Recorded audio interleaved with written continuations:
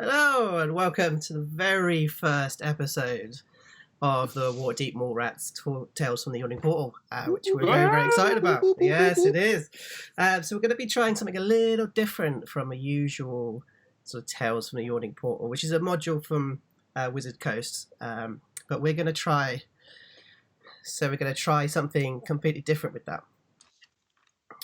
So we're going to try taking the characters as children and make them go to a school across from the pub and then imagine themselves in these stories, which I think is going to be quite exciting. So of course you got me, Joe. I'll be Dungeon Master for this series and we'll see what happens. But we've got some wonderful players which I'd like to introduce now. So first let's go to Rob. How you doing, Rob? I'm very well, thank you very much. Yes, I've suddenly got all nervous and quiet. A bit nervous. There's hundreds of fans who are definitely watching. Oh yeah, there's definitely loads of people watching. Yeah, so we could just piss about because no one's actually watching this. This is fine. So you're going to be playing Tunk, but we'll talk about that a little bit later on. So is there anything you've been up to, you little nerd, whilst we've been locked down? I have deleted my Instagram account recently. Yeah. Not that I was using it, but that I kept getting Facebook messages saying a page or an Instagram person you follow recently has a page on Facebook. And it was a lot of very hench people from Turkey. So I decided bots had taken control of my Instagram and I've deleted it. So don't at me. No. So what's that? At Decepticons? Is that the one you're? That's the one. Yeah. Right. Yeah. Okay, it's at lover. It's at Turkey Lover 369. Dash evil robot. Yeah. Very, very nice. And of course we've got Gabby as well. You'll be playing Oshisota, which is going to be fun. So how you been? Yeah, really good. Thank you. Really good. Yeah, I'm excited about today. Yeah, so this is like your first time playing D&D, isn't it? Yeah, first ever time. I've heard of it before, but first time playing. Welcome to nerddom. I dub the Miss Geek is now from now on. Like, welcome, because this is a slippery slope into extreme nerddom. And also, I'd like to say, out of everyone when you're preparing, Gabby's the one who's done all of the research on She's done Yanti. so much research. Machine. Just going, oh yeah, is this famous Yanti from 6,000 years ago is part of my thing, and then we're using this clan that's a dark secret clan. I was like, this is brilliant. So that's going to be a lot of fun. All that to play an 8-year-old, which I'm really excited about. And of course, we'll go down to Evie. Oh, hi. Oh, actually, there's one thing I forgot to say, actually. Gabby, so during lockdown... Yes. So what have you been doing during lockdown? So I think it's an important thing to go around and make sure everyone's staying alert and and having their conversations and making sure that they're keeping themselves busy during this. Yeah.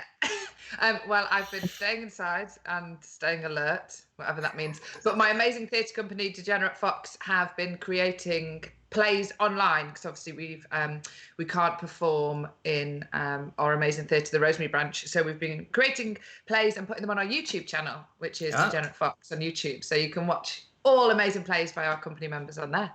Oh, wicked! So what we'll do is I'll bung a bit of link on there as well. Thank you. I've got some people coming from who are watching from my hometown. Wow! So right. how you doing, Gary? It's good to see you. Very nice. Let's go back to actually talking and doing the actual thing we're supposed to be doing. So, Evie James, hello. How you doing? I am very well. How are you? I'm good. You're going to be playing Baggi. Yeah, Baggi, the lovely half-orc. Oh. Literally can't wait. Very excited. Oh, bless her. And how have you been? Yeah, I've been all right. Basically just been doing 100 quizzes a week. That's my life. Yeah. Mondays, Wednesdays, Thursdays, Saturdays. What's Sometimes Fridays. And literally, what is the question that has created the most amount of anger for you so far? You just gone, what? That's not fucking right. Oh, the most amount of anger. It's got to be. There was a Shakespeare question, and we're all actors, so we should all sort of know Shakespeare. But supposedly, I mean, I don't. But anyway, one of the questions was how many plays has Shakespeare written, and then the person said something like 35, and I was like, I don't think that's right. So I googled it, and it was a clear sign that the internet had just given up because too many people are using it and abusing it. Because I googled how many Shakespeare plays are there, and it said about 41. I was like, he's not still writing them. Like, you know, there should be a set amount. But anyway, the internet just doesn't really know either. So there we go. That annoyed me. It was actually a trick question because he didn't write any of them. So very true. Off the face. So I would take that as a half point, personally. I mean, I'll take that for a half point. I like that. This game has got a lot more highbrow since Shakespeare has just been mentioned. So yeah. Well, put that on the hashtag. Classics. The original bard. I'm just imagining Shakespeare just sort of like conjuring suggestion now. Amazing. And of course, Dan Berman, how are you doing? I am doing great, thank you. How are you? Yeah. Oh, thank you. The first one to say. I like That's to say. Okay. Look after your DM, and the DM will look after you. Yeah. I'll send an apple in the post or something. Yes. Right. And no, you don't get any inspiration for that. So, so what have you been up to, Dan? So I realised as you were asking everyone that my D&D slight obsession started on at lockdown. I think about 7 minutes after the lockdown was announced, I messaged you saying, shall we start that pirate campaign that we've wanted to start since October? And that's where it began. So I've kind of been balancing that with producing a documentary about the lockdown. I've been Zooming people all around the world and asking them a bunch of questions about lockdown, and that's been really fun. When is that supposed to be? Do you know when you're going to get that out? We're going to try and get it out with any luck next month. We're going to try and do a really fast turnaround on it. We're sort of coming to the end of the interviews this week. I've got a mad week this week interviewing all around the world, but and then it'll go down to scaling it down, deciding we've probably got enough footage now for four feature-length documentaries. So just trying to scale it down as much as we can, and then hopefully next month. Nice. That's exciting. I'm excited. We'll keep an eye out for that for sure. So let's quickly talk about these lovely characters. So essentially, you guys have been creating the concept that we're kind of playing with here is that we've got these 4 kids that go to the Cassalanter Institute for Unfortunate Children. And they go off and they hear stories from the Yawning Portal, imagine themselves in these great adventures. So what we'll be doing is the guys have chosen a race, and then their class will change each story, but the race will essentially stay the same. So it gives a chance to kind of look at loads of different classes in the hope to find like the one they want to choose come level 20 when they take on the attempt horrors, which is not going to kill you at all. So what we're going to thought we'd do is just go around and just talk about these kid characters. So shall we start? I want to start with Tunk. Yeah. We all love Tunk. God help Tunk. Yeah, so Tunk's a dwarf, right?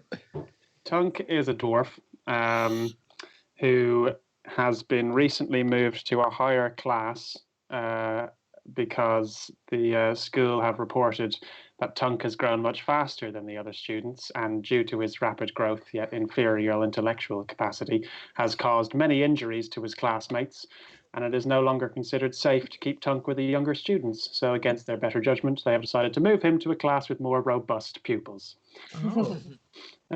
So Tunk, what he lacks in intellectual prowess, he has very much gained in mass. Tunk doesn't know why he ends up in difficult situations, but kind of is blissfully unaware and continues to find himself in there. So Tunk has an intelligence of 5 currently, so he's able to slightly construct sentences, but we'll see how he gets on. We'll see. Poor old Tunk. What does Tunk look like to you? Tunk is we've done some drawings, which we're going to show a little bit later on because they're gorgeous. But what do you kind of see? How do you see Tunk? Tunk is kind of short and stocky, fairly tall for an 8-year-old, maybe like 4'3" or higher, and has a sick mustache as well, despite being 8 years old. Possibly a bit of a unibrow. And has fists the size of coconuts. Nice. Yeah, I'll go with that. A bit of a dirty fella.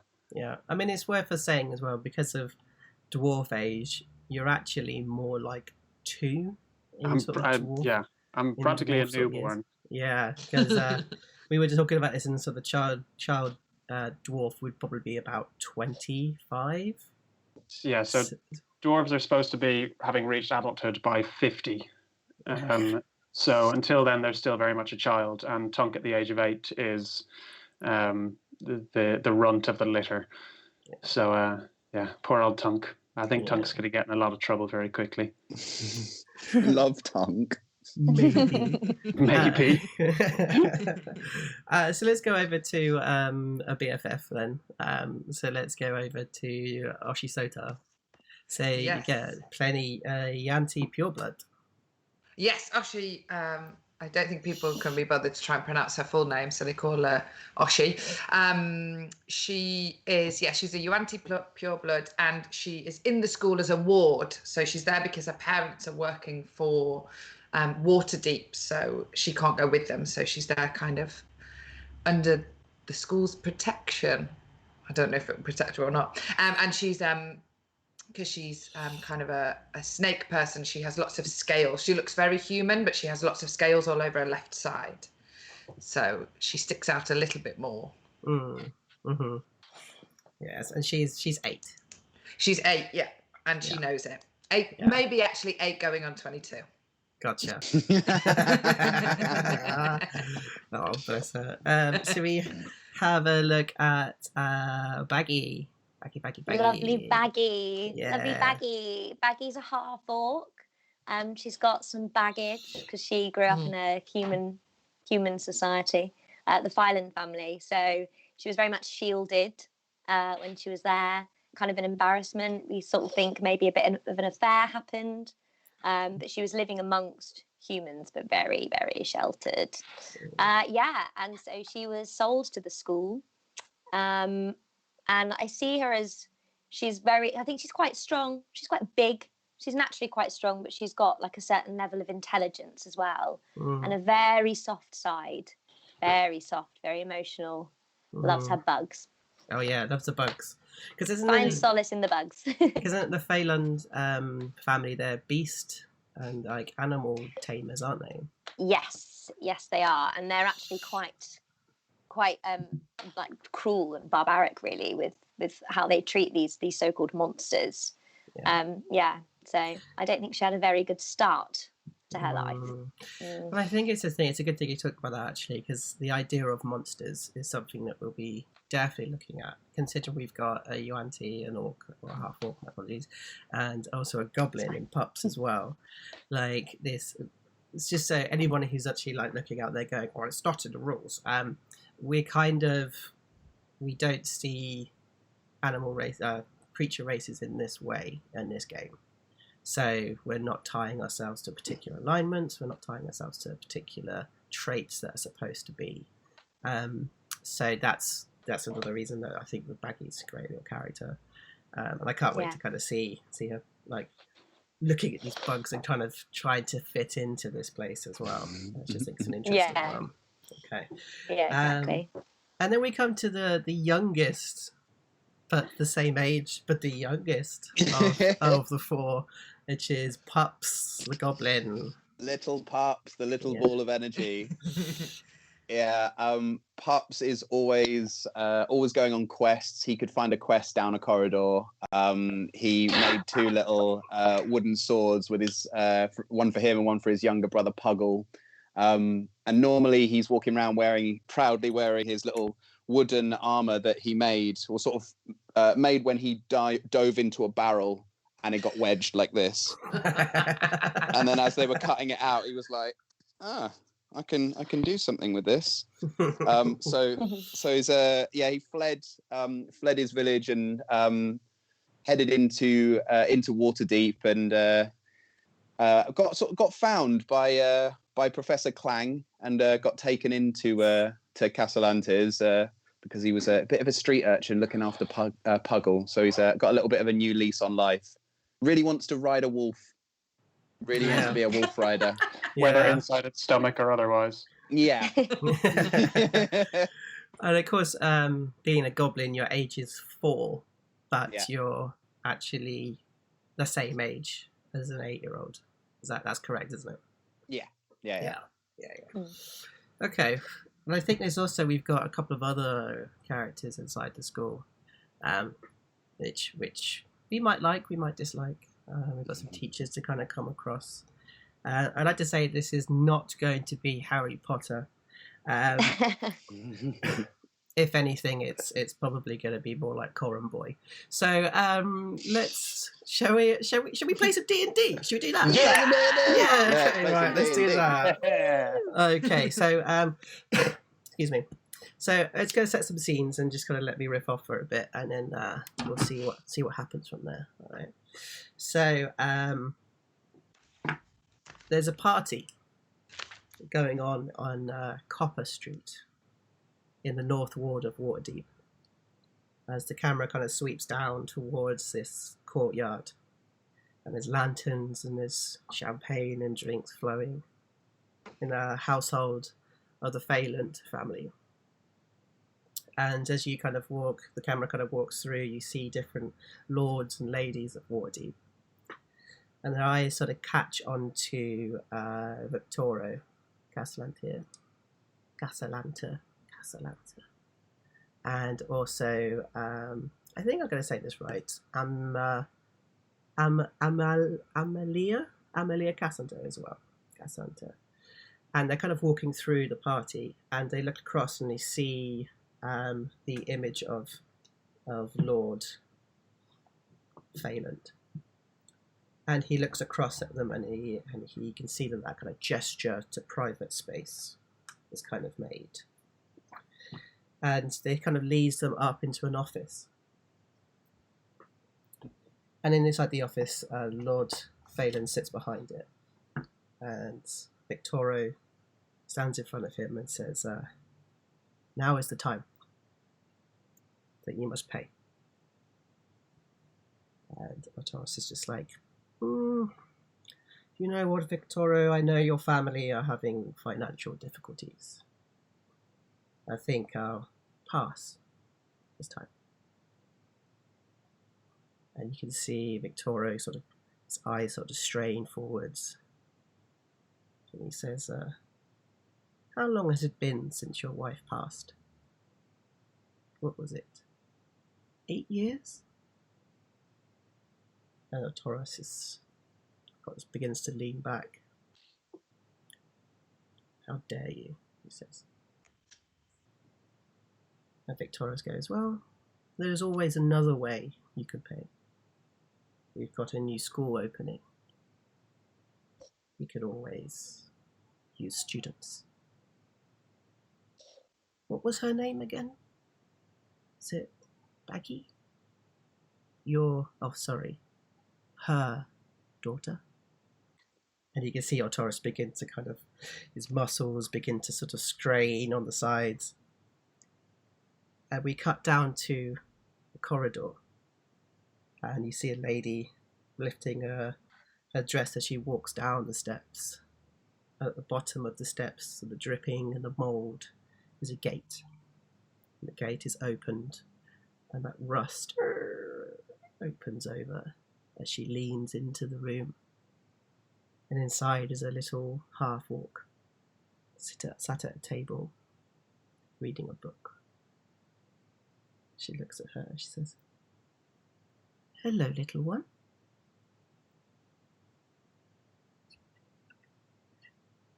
Who are you? I see you like books. Yes.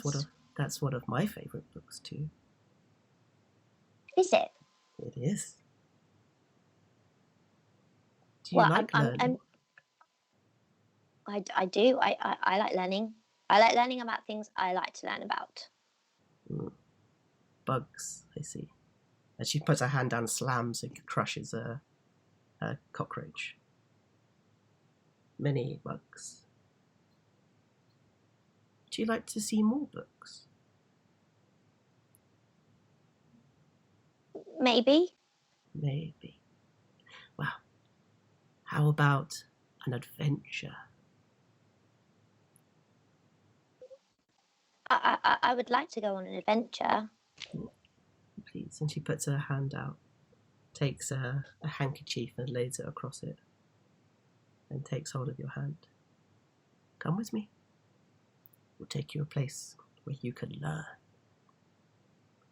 As the camera kind of sweeps out from there, down into past the south gate, to a small band of goblins. And they're there sort of counting all of the trash and the trinkets that they kind of picked up from the day. There's laughing and there's singing.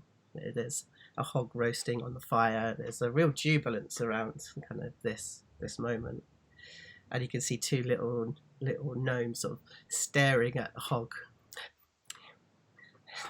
waiting as the fat is dripping off into the fire. And just out of nowhere, this arrow just comes and slams into one of the eldest. As you kind of look up and you see more arrows start coming from the bushes as more and more of the adults start becoming slain. The ground begins to shake as huge hobgoblins sort of begin to run over the hill. There's screaming, there's panic. And in the middle of it all is Pups and Puggle just sort of holding each other as the kind of swords are slicing through and the arrows are flying. He grabs hold of his brother and he looks at him and he just starts running. And he runs towards the gate. It cuts through to a night scene, and the two of them are sat in an alleyway, and they've got their hat out, shivering in the rain, as they keep offering their hand out to people, as these humans and gnomes, halflings walk past them. Some of them spit on them, and Puggle begins to cry. And as the tears sort of wipe down, Pups brings his hand over and just wipes away the tears, looks at him, and he says, "Not much longer now. We just need to be strong and brave. Okay. As long as we're strong and we're brave, then bad things won't happen. I know. We'll find some food soon. I promise. Okay. We'll just tomorrow we'll get some food, Puggle. Okay." And then as he says that, this sort of shadow appears over them, and they look up and they see another goblin. And he leans down and is like, "Hello, little ones." "Hello." "Here." He puts his hand in his pocket and pulls out like a dry ration. Pops it in his hand. "Hungry?" Pups just takes a little bit off and then just hands the rest to Puggle and literally just devours it. As the goblin sort of takes his hand and sort of begins to kind of move it around, and this light kind of appears and it turns into the shape of a horse. He's like, "Do you like that? That's so cool. Would you like to learn how to do that?" "Yeah." "Come with me." And literally the camera sweeps back around his cloak and kind of disappears into the darkness. As we come round to this grand house in the sunshine, and there's villa in the sea ward, and the children are running and playing, and there's two kids running and playing. There's Elzarina and Terenzio, yeah, I'll go with that. Terenzio running, and they're screaming as this other little girl is like running behind them, and the little girl shouts, "Let's play hide and seek!" And they kind of they scatter across the house as Oshi sort of starts climbing the steps. And she climbs up to the first one. She looks around. She's like, one of the servants looks at her and she's like, "Shh!" And she kind of runs up to another place and she sees like a servant open a secret door, and then it kind of closes and just stays a little bit ajar. So Oshi's just like runs and kind of goes straight up into the attic. And when she gets to the attic, all she can hear is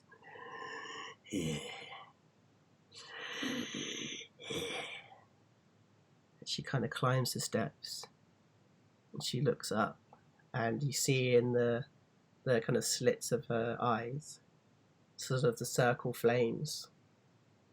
And we cut down to the dinner table, and Oshi's sat like this,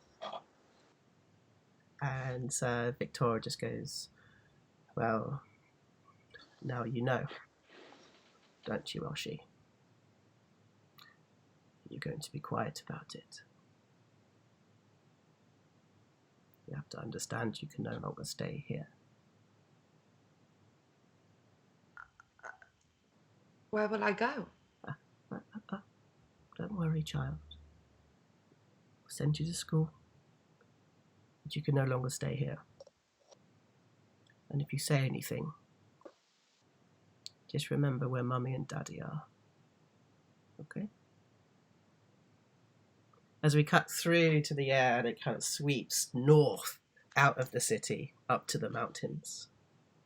As we kind of go into a place in Mirabar, and we see this little chubby little dwarf sat next to this big roaring fire, and hear the clang, clang as blood from a stone blacksmith sort of shop is kind of filled with noise of smoke and the clang of metals. And you see him sort of taking the mud from the floor, and he takes a bit of ash and he rolls it up, and he makes this lovely little unicorn, and he pops it on the fire to dry, and then his father's hand slams onto it, and he's just like, "Will you stop doing that? You just grow up." "But you broke Tunk's spiky horse." Shush! You don't talk to me like that. Is that understood? Why can't you be like your brothers? And then this other dwarf comes in with a beautiful beard, and she says, she's like, "Will you just leave him alone?" She's like, "Well, he needs to toughen up. He needs to be educated, he needs to be tough, and he needs to be able to withstand. And look at him, he's making unicorns, for God's sake." He said, "Well, there is... Well, what can we do other than look after him ourselves?" And he says, "Look, I want to take him to a rough school.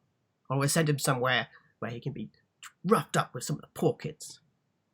And the mother's just like, "I'm not too sure." He's like, "I've made my decision." As we see Tunk kind of begin to be wrapped up in different items, and he's got a handful of clay that he's constantly playing with. His mother's just like, "Okay, you be a good boy. Okay, you learn as much as you can. Okay?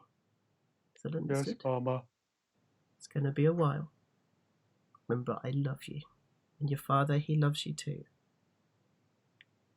Tunk loves you too." So off you go. And she kind of like tries to pick him up, like, and wanders over, sort of like puts him onto the carriage, and you see the carriage go. And as he kind of opens up, he hands her a little thing. What does he hand her? What's the little sculpture you've been making? It's a really delicate bird, like a robin or something. And she's just like, "Thank you." And then this kind of, you see a hand, like you're inside the carriage, and then this hand comes out of the carriage window and just drops off a bag of gold into her hand, slips back into the carriage. They start driving off, and as you stick your head out, you just see Mum with her arm in the air, holding onto the robin on the back gold next to her foot. It's a grand opening of the Cassalanter Institute for Unfortunate Children. And it's all the press are there. The four of you are standing in a line along with the other students and Victoria and Amalia. I'm going to keep going. I'm going to change her name every time. Cassalanter is standing as Lord and Lady Cassalanter there.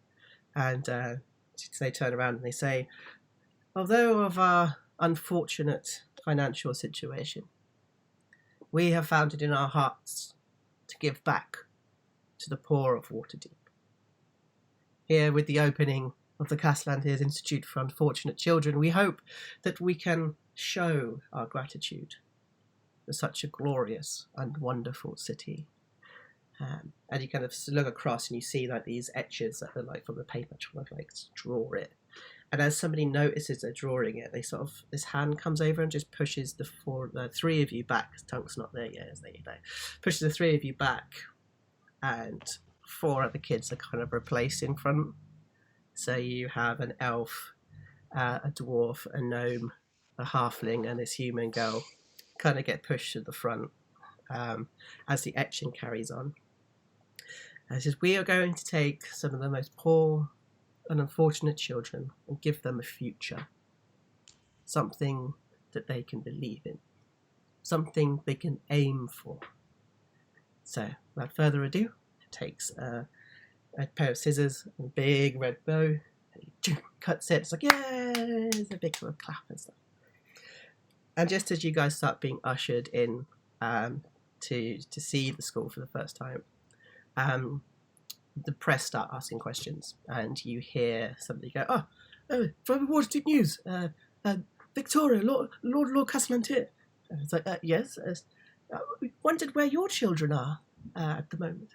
So, well, the twins, they're at home. And of course, our eldest, Osvaldo, he's been sent away to Neverwinter to study. Course. And they're like, we've got to wonder about Osvaldo. We haven't seen him for quite some time. He's like, but he's well. He's well. He is studying well. He's, of course, getting the best grades he possibly can to come back and take over the great Cassalanter family.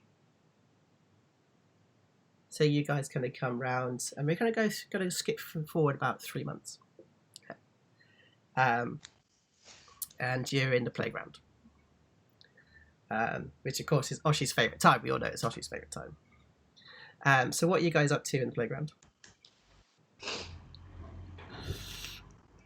Well, I feel like Baggy's probably heading towards a pond, maybe. Go and count some pond skimmers. Okay, so let's have the three of you then kind of like walking together. Yeah. I was going to say it's like a April afternoon. So it's a bit wet, but a bit soggy. So you're kind of there with a bit of a coat on, and you're kind of wandering over to the pond. What class have you guys just had? Let's just do that. What class did we just have? Maths. Mathematics. Mathematics with Professor Talon Silvermore. Okay. Yeah.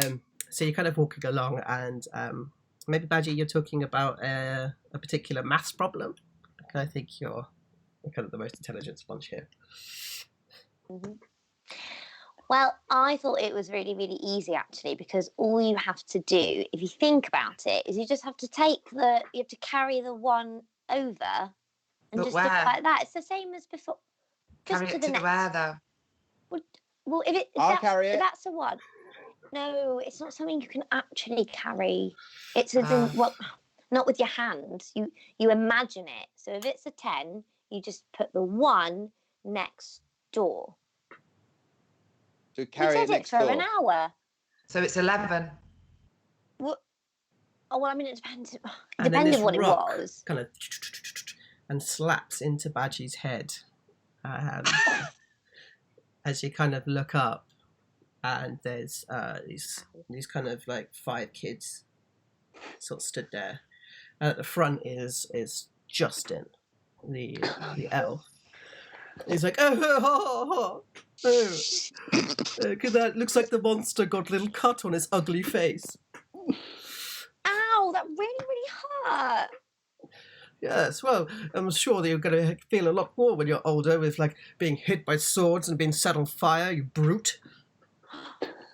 And it's like Domo. So horrible to me. And you can hear Domo, the gnome, saying, and everyone starts sort of laughing in the group. And it's just like, well, I just don't understand why you're here. Like, I really don't.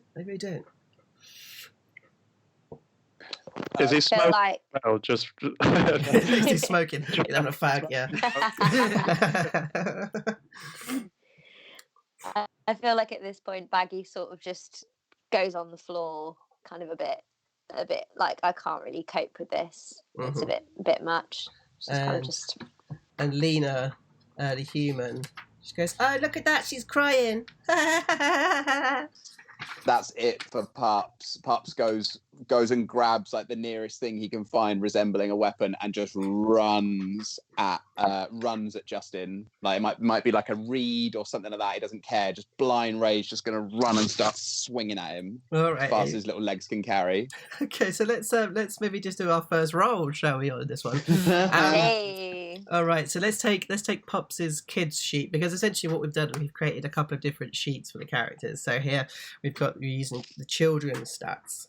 So let's find out exactly what happens here. So let's do. Are you hitting with a stick, or are you throwing it? No, hitting him with the stick. Getting into range. Let's do a strength roll then. Strength roll. Okay. Oh, as you swing around, and just like crack, and he smacks it across the face of Justin. And it's just like, oh. Now you've got one like her. And then literally, as you say that, Yudi, the halfling, and Ash, the dwarf, sort of grab hold of your arms, and they pull you over to a tree, and they pull your arms back, and Justin kind of comes over. He's just got blood on his head, and it's just like, how dare you, you monster, you disgusting creature. How dare you even look at me? How dare you even talk to me? You know, when we're older, we're just going to wipe all of you out. Do you know that, don't you?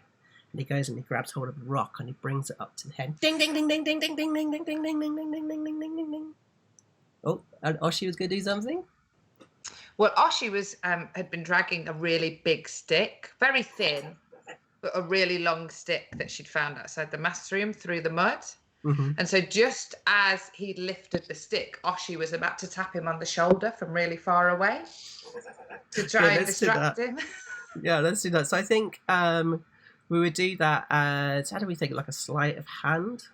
Yeah, let's do it as a sleight of hand. So that would be in your skills, Oshi. Let's just see what comes up.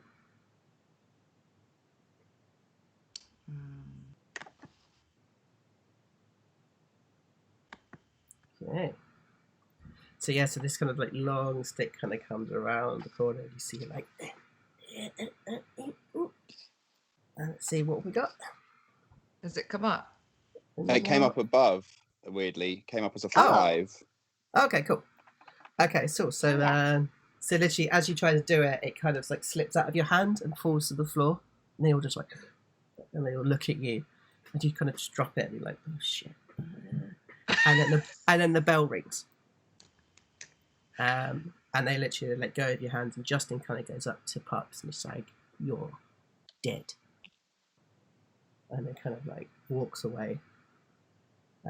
As you see, what is now known in the school as the adventurers. As they walk back into class. So, first class that you've got in the afternoon. I think, shall we go for? Yeah, let's go for magic class. Okay, so what you see as you walk in is a row of desks of workspaces, and you kind of take your places around. You guys are always at the back, I think. mainly because the heroes or the adventurers like to sit at the front, and they kind of make you sit at the back. As this kind of small gnome, but the sound of the room is like really loud and bustly, and this gnome kind of comes in and it's like, right, settle down. And Professor Albus Sibler, who's a wizard all dressed in red, kind of comes in. It's like, right, turn to page. I don't really want to do that number. I'm not going to do that number because I think it's not going to be Harry Potter. He's like, turn to page 3, 4, 5. And you kind of open your books. And you're studying today the weave and its uses. And Professor Albus is just like, the weave is a magical force that goes through every single part of society. It was there when we created the world. It was there at all parts of time and space. And we, as magicians and wizards and mages, pinch from it. Or, if you're a conjurer like I am, we recycle and only use the bits that were not used. Of course, none of you want to be illusionists, do you? And he kind of looks out to you. No, I didn't think so.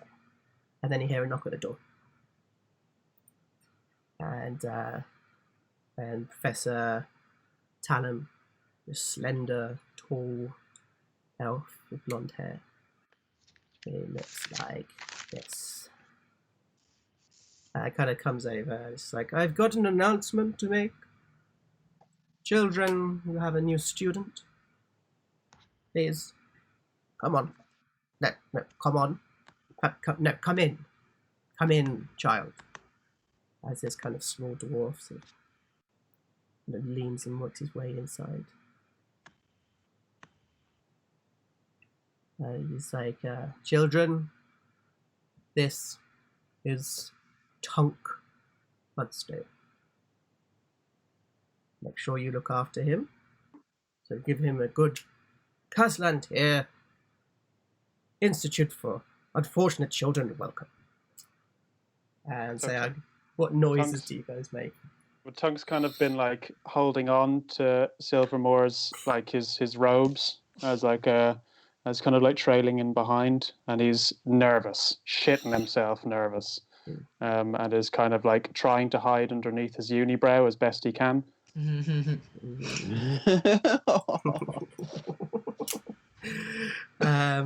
he kind of looks down and he looks and says, get off me, child, please.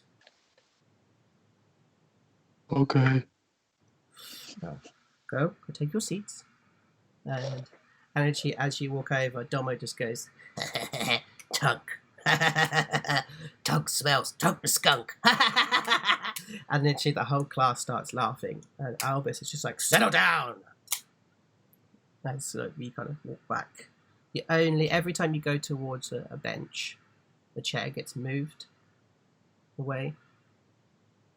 Until you comes. So as you say, so Tunk, seeing no available chairs, then chooses to sit on the floor in between the desks, making himself comfortable and taking off his shoes. And as you do that, you hear this like patter behind you, and hit patter, patter, patter, patter. It's like, boy, get up. Tunk was told to sit down. Get up, boy. And it's like, and it's actually Domo's laugh. It's kind of really kicking through. It's like, well, anybody take this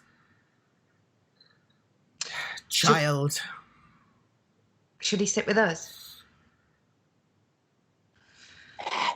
We will.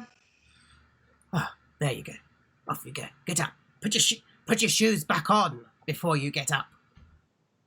So Tunk kind of slowly gets to his feet, slightly off balance, picks up his shoes, doesn't put them on, but then walks barefoot back to the group at the back. And you sit down, and you kind of carry on with the rest of the class.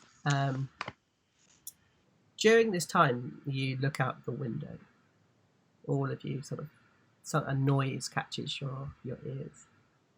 and you kind of look out and across the road. So actually, I'll show you where you guys are. That might be a good idea. Abilities. So you guys are currently here.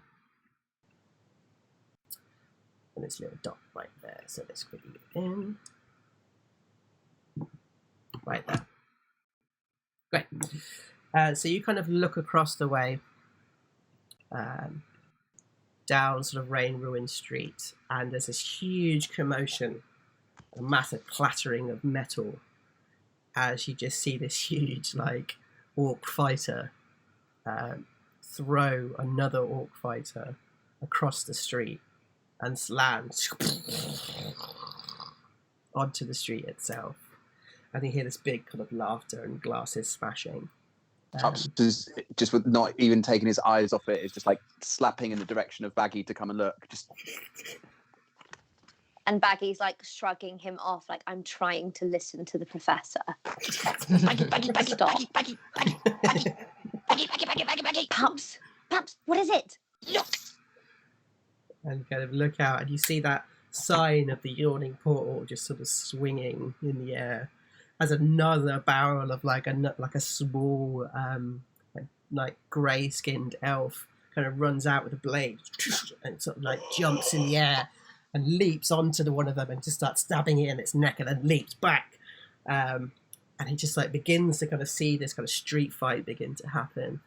And then suddenly this kind of old grained wizard kind of comes out and just goes, and it's like his whole armor glows up in sparks. And you just kind of keep seeing this kind of huge commotion sort of starting to happen. Pups is like miming some of the moves, like living every moment. And Oshi, what are you doing now? Are you still sat with Tunk? Oshi is poking Tunk with a pencil because he's just looking out the window, and she's already a bit confused about why he's not reacting to this amazing fight that's happening.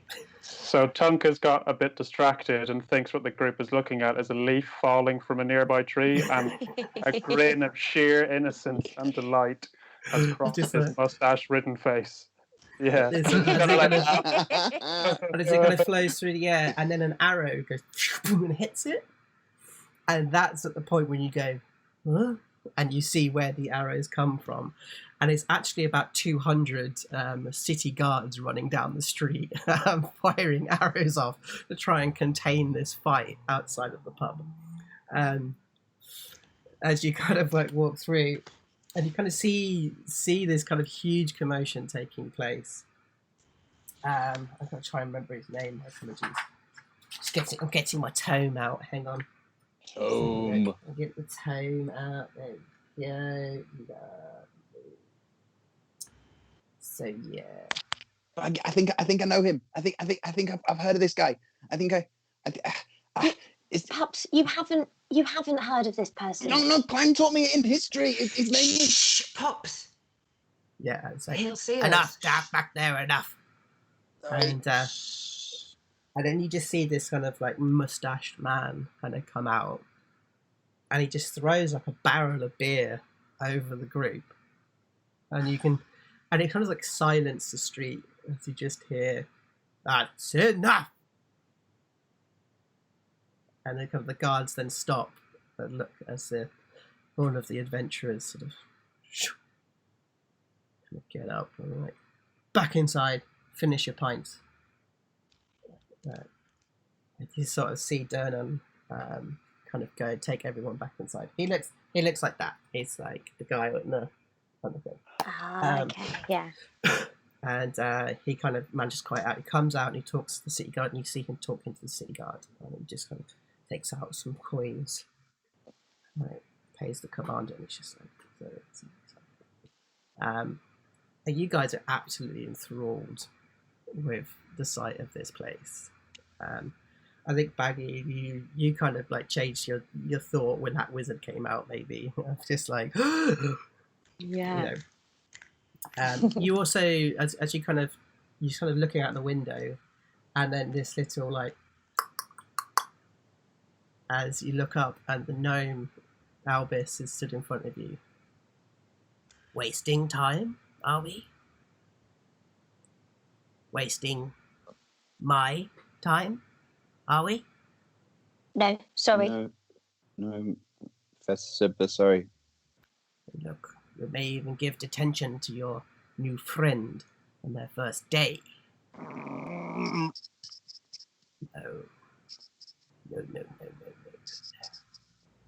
Baggy, I'm disappointed in you. It was mainly pups. And he kind of turns. Oh, let's see. Can you do a persuasion roll on that for me? Your other score still hasn't come through yet, so let me just see. It's above the roll 20 sign, weirdly. Yeah. I think that was a different one, but we went with that one again. Okay, should I roll persuasion? Oh. Yeah. Oh, let's just do deception, because you're lying, really, aren't you? Okay. Yeah. Has it come up? No, let me try it and see if it comes up. Okay. Whoa, okay, yeah. Whoa. Oh, I can't see it. It's very, very strange. We'll check that out on a break and see what happens, see what's going on. But if you need me to, I can click some of your stuff on here. Thank you. So, and Albert, the Professor Sibler, is just like, pups, again, once again.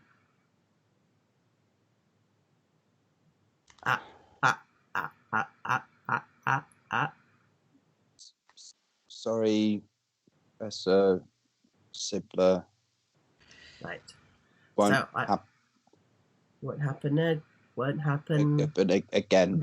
Again, good. Again. Good. I'm glad you can speak common. That's a good sign. Thank you. Firstly,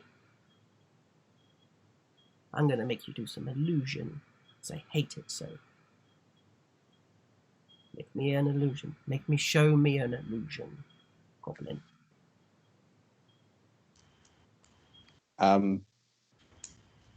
Pups grabs goes and grabs one of the coats, holds it up to himself at this, and throws it up in the air and then hides behind a desk. And Tunk screams in fear. And Oshi slaps her hand over Tunk's mouth. The dog is gone! And he literally kind of goes, and you feel this kind of blue hand kind of come and just grab hold of you and just pick you up. And he says, "You all stay after class." Okay. And he sits you down. And he just looks at you. He looks at you and he just goes, and you stay still as he casts a hold person on you and just keeps you there for the rest of the class. Extremely cruel. Yeah. Very, very cruel. His eyes just jot over to Oshi. Just give her the angriest eyes. That's all he can do. And Oshi smirks a really white but slightly pointed fanged smile back at him. As your eyes are, because they're sort of stuck where they are, and you can just about turn. All you can see is Justin sort of expertly creating a little owl. And he's like, Sir, look what I did. Oh, I hate that prick already. He's like, Sir, look, it's an owl. He's like, very good. Call me again when you conjure a demon, Justin. Nobody likes a smart ass. And he kind of, but as you see that, you also see Albus put down an advanced book for him and put it on his desk. Expect you to read that one. Gives me 500 words by tomorrow. It's like, of course, Professor, of course. Kind of rush through the kind of rest of the day a little bit. As you come through to the night to the evening, and you've got that kind of period in time where you're allowed to have a bit of your own time before dinner and then before study time and then bedtime, because you're all dorming in this place, you're boarding. So should we discuss what does the dormitory look like? Do you all have your own rooms, or are you all in one big dorm? Probably one big dorm. Yeah. I think. Yeah. Right, cool. So you've got these kind of bunk beds, wooden bunk beds, and high ceilings. High ceilings, yeah, really tall. I think it feels it's not overly grand, but it's certainly clean and new, really nice. But cold. Yeah, very cold. And the blankets and pillows are really scratchy. There are like hanging on these little hooks around, and these like little fire imps that sort of sit in little glass pots, sort of lighting the room. And it's like, little light, there's a bit of light over there, there's a bit of light over there, and you kind of they kind of make the space feel a little warmer. And of course, right at the bottom is the kind of the study area, and it's kind of full of that big fireplace, and that's where most of the heat is kind of coming from. As you kind of go, and you need to find a bed for Tunk for a start. So I think for ease, let's say one of your beds was open, one of you had a spare spot. Like, who is it? Pups and Tunk? Should we do that? Yeah, why not? Yeah. So, Pups, are you usually at the bottom or are you usually on the top? On the top. He likes to climb. Okay. So, Tunk, sort of like you lead Pups. Pups leads Tunk over to the bed. And it's like, is it pristine or is it messy? The bed or the dorm? I'd talk about Pups' area. Is it really messy or is it really clean? I think it's really messy. It's like it's more resembles like a den or a fort than a bed. It's sort of like built up, so he's got like a little spy hole. You can see things. And so, do you start by introducing him to the fort? Yeah. So this is my castle up here. This is yeah, and Doggy's castle. Yeah. And this is your one. This is your one down here. You can be like, you can protect the castle. Tunk's castle. Yeah, Tunk's castle. Yeah. Thank you, Doggy. And he like very heavy-handedly like strokes on the head, like kind of peeling his eyes back. So nice. And she kind of like he kind of leans over, and you hear like there's a commotion sort of starting to happen further down, but you guys ignore that for now. Is the two bunks? Have we got like a mixed dorm, or have we got like a boys and a girls? I think we have a mixed one. I think I'm up for a mixed one. I don't really want to split that up in that way. Yeah. So right next door to those is Baggies and Oshi's bunk. And kind of what do they look like? Oshi's is the top bunk, I think. I was going to say you're definitely on the top. Okay. And it's pristine. Decided. It's pristine. Yeah, and she has like chains of flowers that she's made, all like the cascade, almost daisy chains, but maybe a bit like with more beautiful flowers that cascade down the ladder and also down the side. But I don't know if Baggy minds or not. And then she has a little bag that has secret things in that she puts under her pillow. Ooh. Also, I don't think does she really care if Baggy likes them or not. It's just what it is. Yeah. And if she says anything, she just says, "Well," she says, "Well, maybe insects will come, and then you can play with them." And you can hear the guys next door sort of shouting and starting to do like battle noises.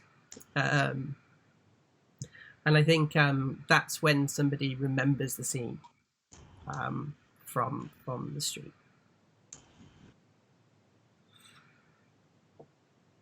I think Pups is just going to pick up one of his pillows and just throw it over at Oshi and going, "I'm an orc!"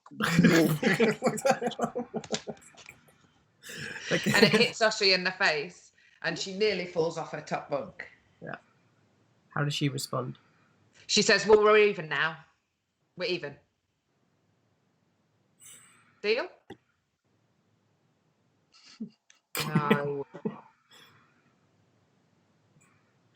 Then she, wow. Okay. And this kind of like, and you literally, it hits into you, but you catch it. And you swing it. And then throw it underneath and Baggi. And Baggi, While she's reading, she like swings and it hits underneath. She's trying to read. She's had enough. She picks it up. She stands up and she's like, "Stop fighting! I want to play!" And just sort of like throws it back at Oshi and then goes under. Yeah, but it's almost like this growl that comes out. It's like the anger that kind of kicks through, and then Tunk goes "Rah!" and kind of like comes out of the floor, and it just turns into this huge kind of pillow fight as they kind of start hitting each other around. Tunk has slightly misinterpreted this and thinks that we're all just kind of swapping pillows with each other. So he like goes and like collects someone else, like pops his pillow and puts it on his bed and goes, "I'm a Tunk." Just like smiling but not knowing why everyone's like kind of laughing and be like, yeah. And he goes over to another bed, and he goes and he tries to take the pillow. Yeah, tries to take the other pillow as well. And this gnome looks up and goes, "What are you doing, stupid?" And he goes, "I'm an orc." So, no, you're not. You're not a monster. Remember that. He goes and he takes his pillow back. "Don't touch my stuff, stupid. But you know it's my birthday tomorrow." "Oh, the fairy's birthday." And like, "Well done, fairy." And like kind of tap heavily on the head. "Where's my present?" Oh. And Tunk takes out the little bit of clay he had molded earlier on the journey here. That's this like kind of beautifully sculpted gnarled tree. And he goes, "Tunk forgot, but Tunk won't forget again," and hands the tree across. "Thank you, stupid." And he kind of takes it and he puts it carefully on his bedside table. And he kind of sits and he looks at it. And you kind of realise that there is no other presence. And he sort of sits and he begins to cry. He's like, "Big boy. Be 9 tomorrow. 9, you big boy, 9 tomorrow. Don't let them see you cry." And Tunk kind of turns away. It goes back. So the next day is like a non-school day. So we're going to do that day because I want to get into this adventure as quick as possible. But when you wake up, everyone's like, "Cool, let's get up, let's get ready," and they start putting go out, run down for breakfast. And Tunk, you look across and you see that Domo's bed is empty. All of his stuff's gone. All of his possessions are gone, and he's not there. As you then like trip over your shoelace, and you're like, "Oh!" Do your shoelace back up. If we had like a D&D equivalent of Velcro, I think you probably would have those. But, should we say buckles? Let's go with buckles. Yeah. His parents attempted to previously just glue his shoes permanently to his feet. Oh dear, poor Tunk. And you realise that that Domo's not there anymore.